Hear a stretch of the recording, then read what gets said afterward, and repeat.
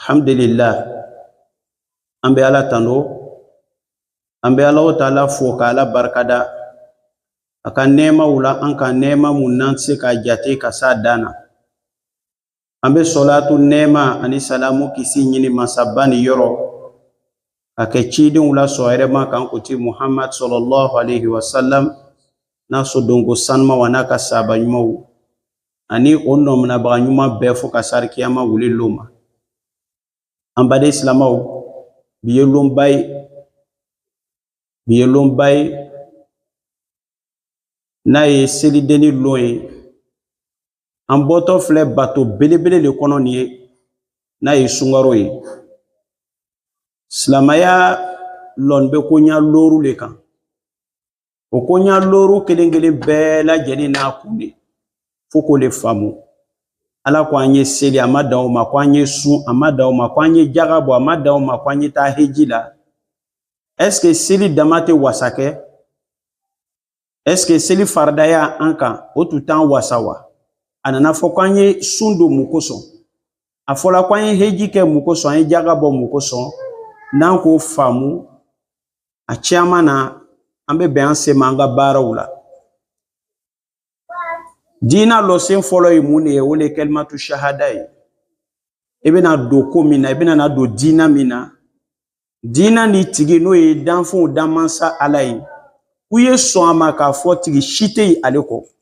O b'a wajibiya i kan kana fɛn wɛrɛ wele min tɛ Ala ye, kana fɛn wɛrɛ bato min tɛ Ala ye, kana se di fɛn wɛrɛ ma Alahu Taala kɔ. Ça c'est tout à fait normal.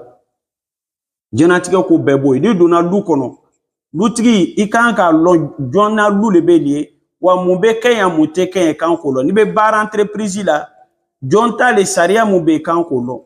Donc diina sariya fɔlɔ ko ka kotigi yɛrɛ lɔn kotigi ye, ka ban k'i yɛrɛ lɔn jɔn ye. Pour que n'a ye min f'u ɲɛna i ye se k'a kɛ, n'a y'i gbɛn ka bɔ min ma i ye se k'o to yen. Donc Ala lɔn de y'a fɔlɔ ye. Comme Ala do tɛ jigin ka kuma an fɛ, fo Alahu Taala bɛ kuma an fɛ jɔn dɔw de sababu la, n'o ye cidenw ni nabi ɲumanw ye. Donc Ala lɔn kɔfɛ, u ye i ka kira lɔn kira ye. I tile bɛnna kira min ma, i y'o lɔn kira ye. Anw tile bɛnna Ala kira sɔrɔ sallam n'o ye Muhamadu ye. O tuma na an lani kɔ Ala la, an b'ale ka cidenya sabati. Diina lɔsen fɔlɔ sɔrɔ la. N'o tɛ yen foyi tɛ yen. N'i m'o la sabati n'i selila i ma foyi kɛ. Hali i si bɛɛ kɛ seli la, i si bɛɛ kɛ sarakabɔ la foyi tɛ yen. Diina lɔsen filanan ye mun ye? Ko an ye seli, Mais seli la Ala ko di? Inna solata tanha anil fahsha'i wal munkar wala zikrullahi akbar wallahu ya'lam ma tasna'un. Ala ko a ye seli jɔ, n'a ye seli la a bɛ mun kɛ? A b'a sama ka bɔ wale juguw la. Munna? Parce que seli ye contact le ye jɔn ni a maa cɛ. Ni ko i ni Ala ye baro, i do seli la.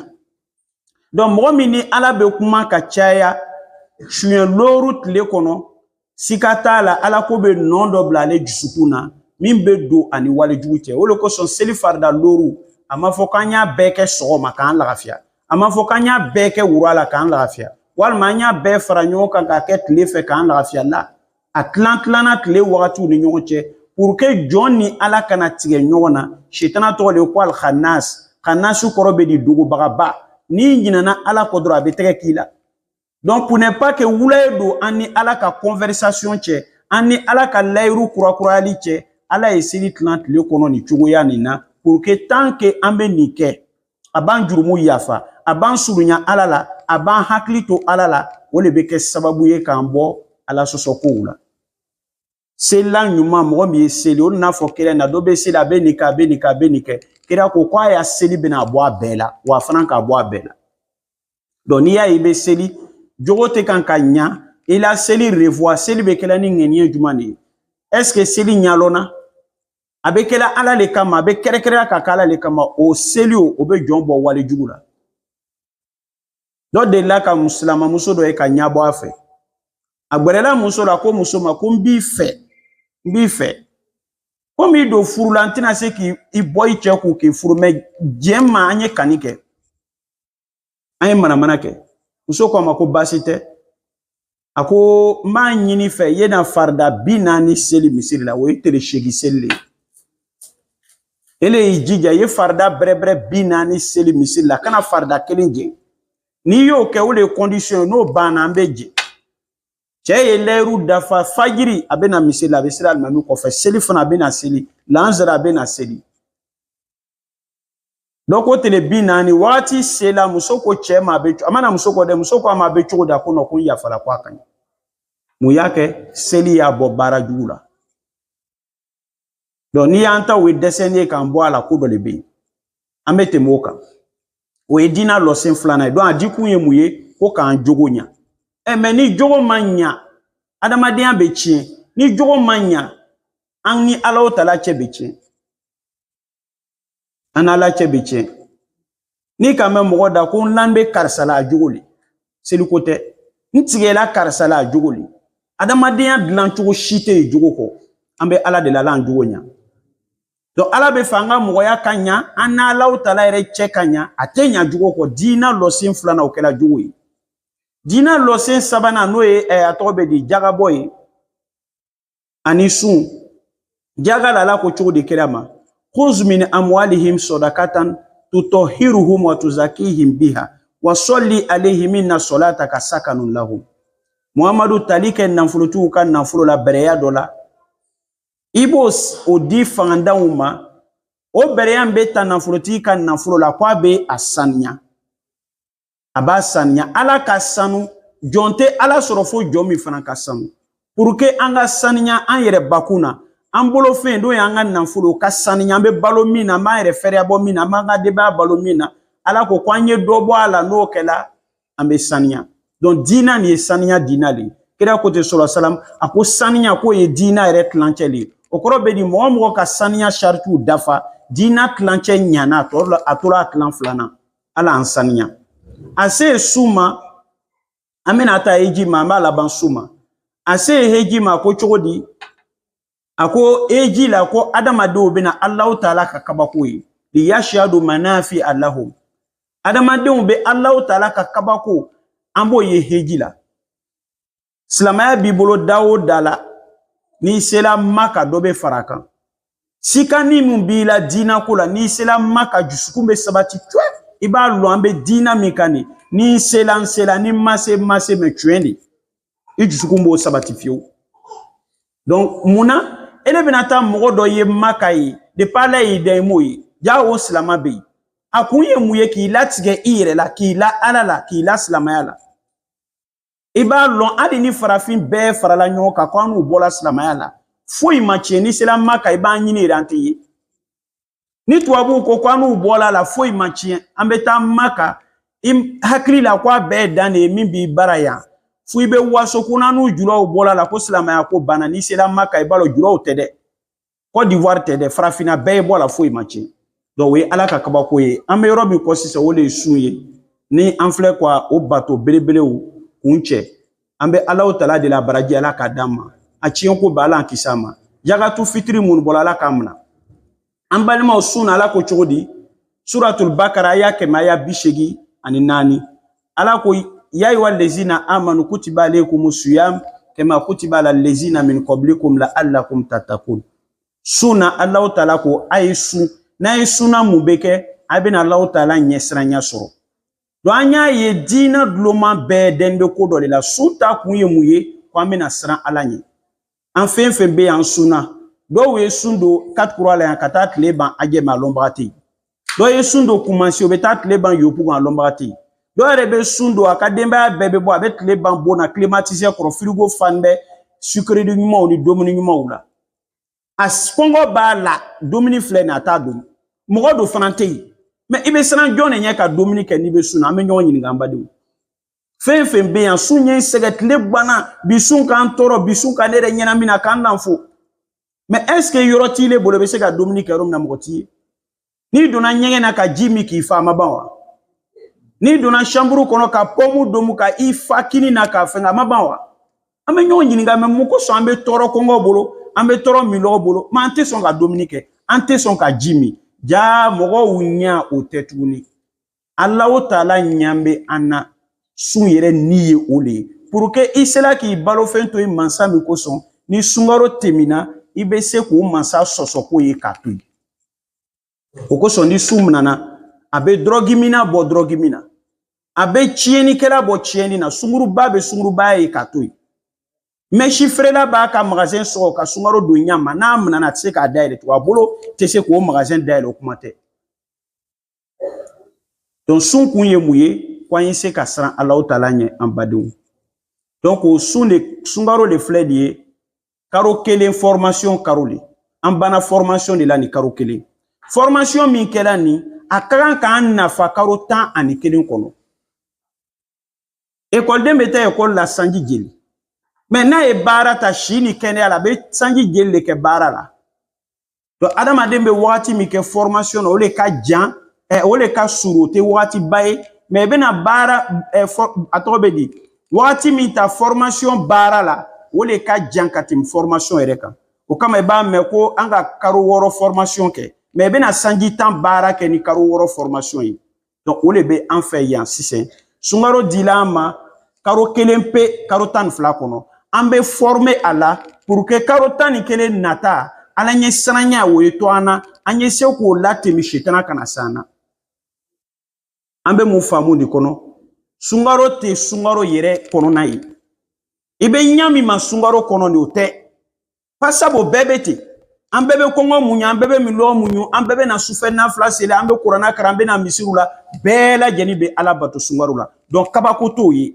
kabako be mi sisen sungaro bana jone be na sabati jogo kan atube jogo mi kan sungaro la jone be na se ka jogo teminu ye ka toyi ole sundona nyuma yi donc si c'est en bas de ou kongo munyu bana milo munyu bana mune tola kongo munyu ni milo munyu ye jogo mundu anani ala be fa ole katwana o jogo do ye muye ole yere muna ye ka se yere la isela ki yere muna kongo bulu nyamima i yere muna mgo bulu fenta buluti i yere muna ferefe nyamima i yere muna siginyo tonyoma i yere muna sinamso dabari ni sinamso den dabari ma i yere muna mgo korofoma i yere muna hasidiyama se i yere la se be ka belebele wole se yere la yi se be bo ale lo kono ni ma si yere le be ke tonyoni kala la ansan yere la aka darsu flana e muye an sungaro tele bi sabado ka tu nyona sans interruption fo ma fo ni ambalaka o na nyona o ani minu mangene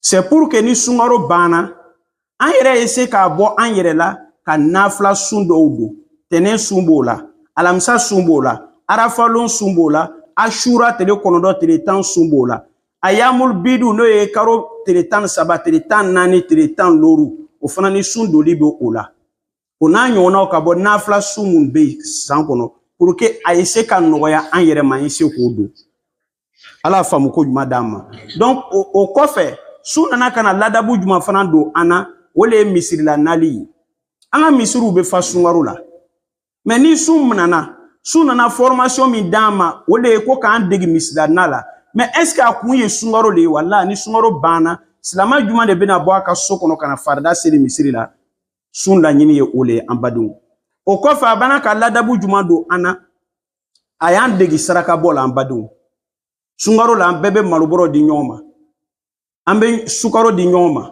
wari rebe la kan ka di nyoma la nyini ye mune ama ye sungaro la anka di nyoma ye chugumna wa silama o check kanu ka bon sungaro la katem karo beka na floti ka di fandan ka di na floti be ka di nyoma ye muna parce que buyen ba ni nyoma che ame nyoma wole karisa nyani depot kiku karisa nyani di me ka sukaro songo abe kanu le jida ni nyoma che kira ko tahadda o tahabu donc o tuma na anka kan jija soni minanga ke sungaro kono anye fere beka kana da sungaro la nyini te sungaro re sungaro kofela la jone bena se ka malobrota ka das nyon de se bratoma jone bena se ka warita ka di otumana atobedi fere ya musoma yatima uma wole ka ala utala bo le fe anye kurana kana mo ke kurana kana pilier ka blai anye jija anye to ka kurana kana anye kurana kan ulame ambe ala utala deli ala ko noya anye ala ko noya anye ambade o ambola bato minani abe jon jurumu yafa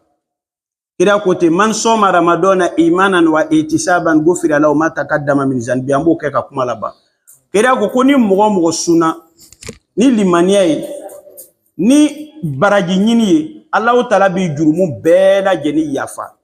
Donc an fɛn fɛn bɛ yan bi an kɛra i n'a fɔ dengerenniw. Jurumu min b'an ma Allahu Taala k'a bɛɛ yafa. Ni jurumu dɔ yafala n'an ye dugawu kɛ wala a bɛ minɛ kosɔn bi lon na baara min kanuni bɛ o de ye ka dugawu kɛ ɲɔgɔn ye caman. An mako bɛ Ala ka yafa la an ma sika k'a fɔ Ala yafala an ma. O tuma na an jama ye se ka yafa ɲɔgɔn ma. Cɛ ye yafa muso ma, muso ye yafa cɛ ma. Bangebaga ye yafa den ma, den yɛrɛ fana ye courage sɔrɔ ka n'i lo a bangebaga ma yafa ma, ba yafa ma. An ye dugawu kɛ ɲɔgɔn ye sabu an ka dugawu bɛ minɛ. Mais jurumu min tɛ yafa bi o de ye jurumubaw ye. Jurumu misɛnnin fɛn fɛn b'an Ala cɛ Ala yafala bɛɛ ma. Sika foyi t'a la. Mais jurumubaw sisan an bɛ tuubi le ka bɔ o la. Dabari jugukɛ i bɛ tuubi le ka bɔ o la Ala bɛ sɔrɔ k'o yafa. Sigiɲɔgɔn tɔɲɔ i bɛ tuubi ka bɔ o la de. Furuɲɔgɔn tɔɲɔ i bɛ tuubi ka bɔ o la de. Asidiya i b'o ye k'o to yen de k'Ala yafa de la a bɛ sɔrɔ ka yafa i ma. Donc n'a fɔra ko jurumu bɛ yafa bi an y'a faamu jurumu fɛn fɛn b'an ni Ala cɛ ni jurumubaw tɛ n'adamaden hakɛ tɛ Ala yafala ma. An bɛ Allahu Taala de la Ala k'Ala yafa ma. Sunkaro caman bɛ Ala bolo Ala k'a d'a ma. Quli qawli hadha wastaghfirullaha li wa lakum wa lisairil muslimina min kulli dhanbin fastaghfiruhu innahu huwal ghafurur rahim.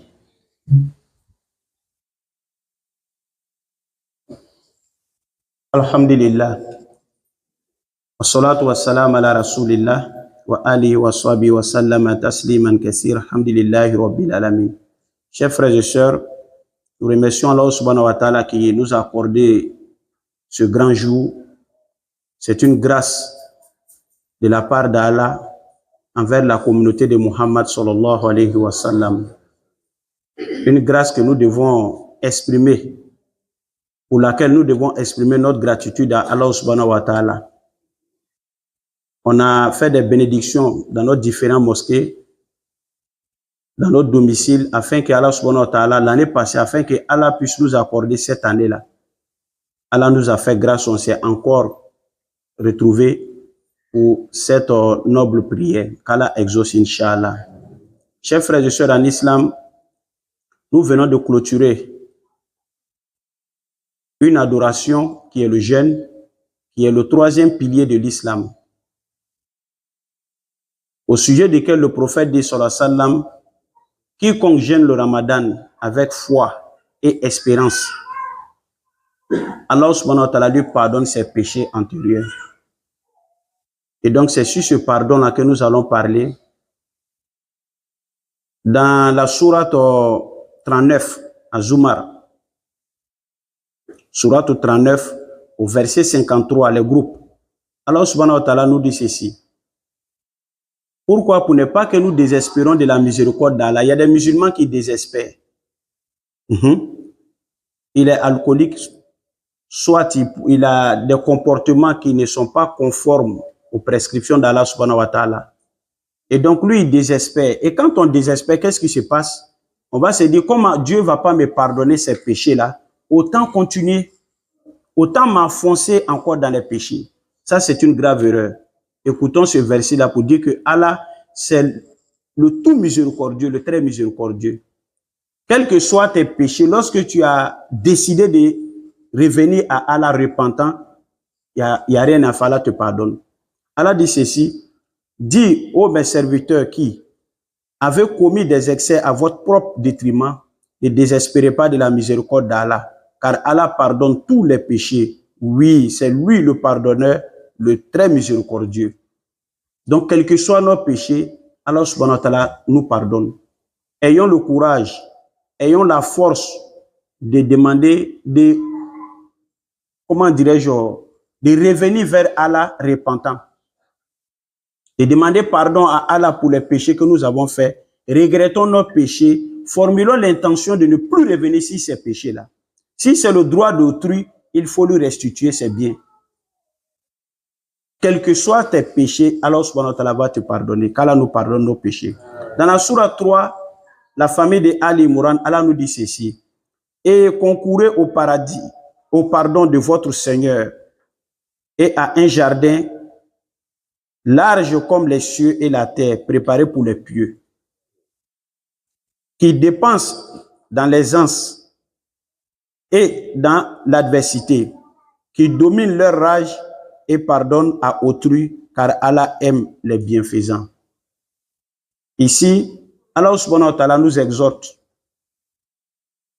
à multiplier les actions susceptibles de pardonner nos péchés, à travers à multiplier les actions à travers lesquelles Allah subhanahu wa ta'ala va nous pardonner. Ça, c'est un. Multiplier les actions qui feront que nous serons parmi les élus du paradis. Mais après cela, Allah dit quelque chose, je vais terminer par ça. Il dit, ceux qui pardonnent à autrui. Nous sommes ici, personne d'entre nous n'a vu Allah, personne ne le verra. Mais si nous-mêmes, on se voit entre nous qu'on n'arrive pas à se pardonner, comment pouvons-nous espérer le pardon d'un Dieu qu'on ne voit pas? Donc, il faut qu'on ait le courage de pardonner à nos conjoints, de pardonner à nos collègues au travail, de pardonner à nos frères, de pardonner à nos enfants, de pardonner à nos voisins, afin que Allah subhanahu wa ta'ala puisse nous pardonner nous-mêmes. Le Ramadan est parti, s'abstenir de boire, de manger, ça c'est fini. Mais l'adoration doit demeurer, l'abstinence doit demeurer, les bonnes actions doivent demeurer, la lecture du Saint-Coran doit continuer. Le fait de fréquenter régulièrement la mosquée, ça doit demeurer. Tout ce qu'on a eu à poser comme action parmi le Ramadan reste. Mais la seule chose qui va, c'est s'abstenir de manger et de boire, chers frères et sœurs en islam. Donc le but du Ramadan, c'est pour que nous ayons la piété. Cette piété-là qui va nous propulser, qui va nous aider à demeurer dans la voie d'Allah comme Allah subhanahu wa ta'ala le souhaite. Qu'Allah nous accorde beaucoup de Ramadan, qu'Allah exauce nos vœux, qu'Allah fasse de nous des musulmans pieux et sincères, qu'Allah nous guide sans cesse sur le droit chemin. Allahumma rabbana hablana min azwajina wa zurriyatina qurrata ayunin waj'alna lil muttaqina imama. Allahumma arhamna bil Qur'an waj'alhu lana imaman wa nuran wa hudan wa rahma. Allahumma zakkirna minhu ma nasina wa allimna minhu ma jahilna warzuqna tilawata wa na al-layli wa atrafa an-nahar واجعله لنا حجة يا رب العالمين. اللهم أصلح لنا ديننا الذي هو عصمة أمرنا واصلح لنا دنيانا التي فيها معاشنا واصلح لنا آخرتنا التي فيها معادنا واجعل الحياة زيادة لنا في كل خير واجعل الموت راحة لنا من كل شر برحمتك وجودك وكرمك يا أكرم الأكرمين. سبحان ربك رب العزة عما يصفون وآخر دعوانا الحمد لله رب العالمين.